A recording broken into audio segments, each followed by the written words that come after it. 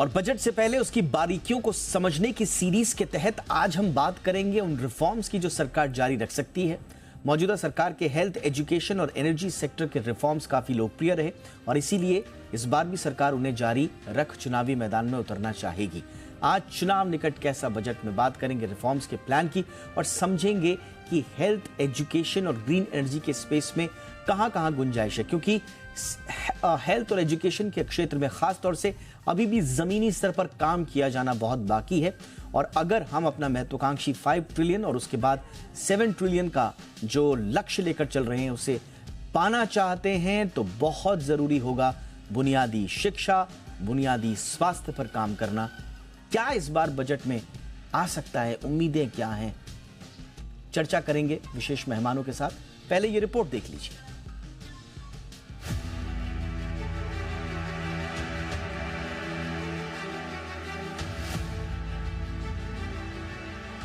मोदी सरकार का दूसरा कार्यकाल पूरा हो चला है। आम चुनाव से पहले वित्त मंत्री निर्मला सीतारमण 1 फरवरी को अंतरिम बजट पेश करेंगी। चुनाव से पहले आने वाले इस बजट का फोकस क्या होगा, इसे लेकर कई तरह के कयास लगाए जा रहे हैं। मोदी सरकार अपने 10 साल के कार्यकाल में कैपेक्स यानी कैपिटल एक्सपेंडिचर के जरिए ग्रोथ को रफ्तार देने पर फोकस करती रही है। ऐसा माना जा रहा है कि 1 फरवरी के अंतरिम बजट में वित्त मंत्री इसे जारी रख सकती हैं। बजट से पहले वित्त मंत्रालय की ओर से पेश इंडियन इकोनॉमी और रिव्यू की रिपोर्ट से ऐसे संकेत मिल रहे हैं।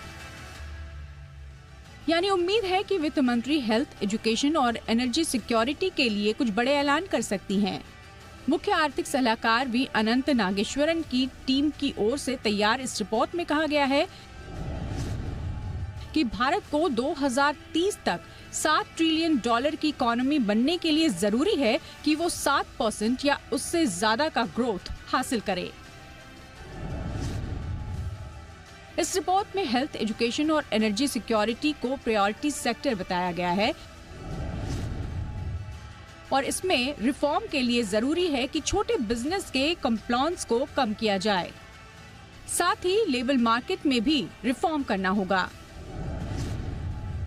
अभी भारत में हेल्थ केयर पर सरकार का खर्च जीडीपी का 2.9% है। अगर इसकी तुलना दुनिया के अमीर देशों से करें तो ये कहीं नहीं ठहरता।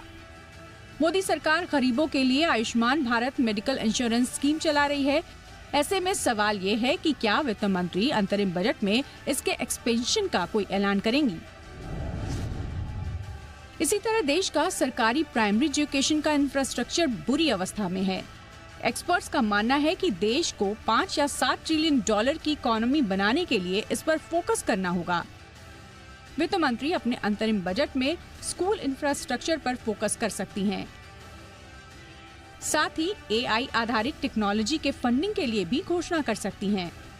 इसी तरह देश के सामने एनर्जी सिक्योरिटी एक बड़ी चिंता है, क्योंकि वैश्विक अनिश्चितता ने इस सेक्टर में देश की चिंता बढ़ा दी है।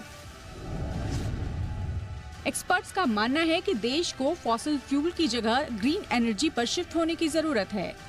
भारत में सोलर एनर्जी की अपार संभावनाएं हैं। हाइड्रोजन फ्यूल भी एक अच्छा विकल्प है। शायद वित्त मंत्री इस सेक्टर के लिए भी कुछ बड़े ऐलान कर सकती हैं। बजट पेश होने के बाद ही पता चलेगा कि वित्त मंत्री के पिटारे में क्या है। लेकिन वित्त मंत्रालय की रिपोर्ट इंडियन इकोनॉमी और रिव्यू से अंदाजा लग रहा है कि वित्त मंत्री का फोकस एरिया क्या हो सकता है। ब्यूरो रिपोर्ट, जी मीडिया।